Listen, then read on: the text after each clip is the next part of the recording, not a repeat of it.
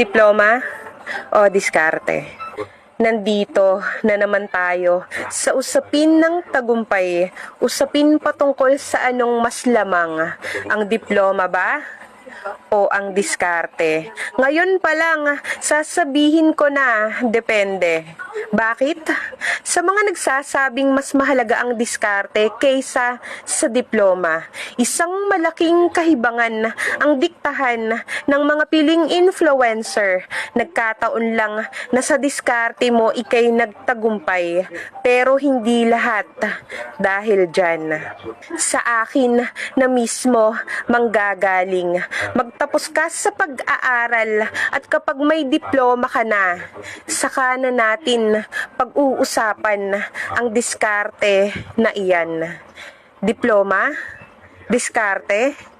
Sa eskwela man o sa kalye, may natututunan tayong mga aral na di mawawala, na madadala natin sa hinaharap upang tayo'y mabuhay. Diploma ay simbolo ng karunungan, diskarte ay sagot sa hamon. Dalawang ito'y magkasangga sa pagtahak ng buhay na puno ng kulay at galak upang mabuhay tayo ng mapayapa. Diploma, pangarap na pinaghirapan sa pag-aaral, pawis at dugo'y inialay ng buong puso't damdamin. Ito'y simbolo ng sipag at tiyaga sa bawat pahina.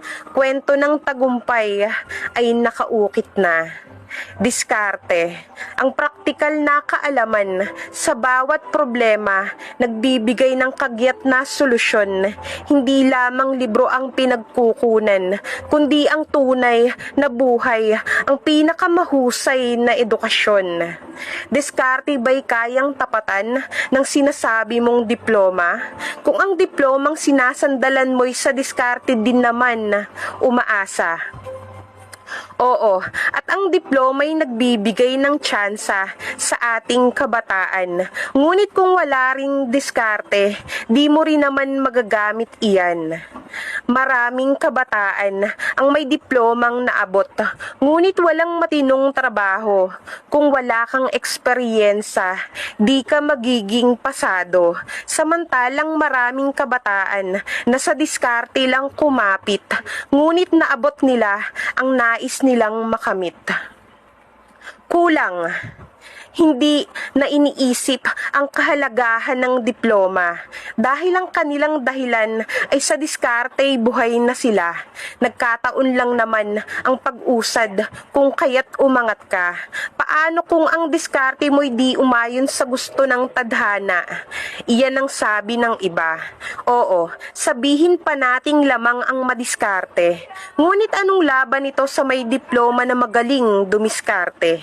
Mainam ba na dumiskarte muna bago ang diploma?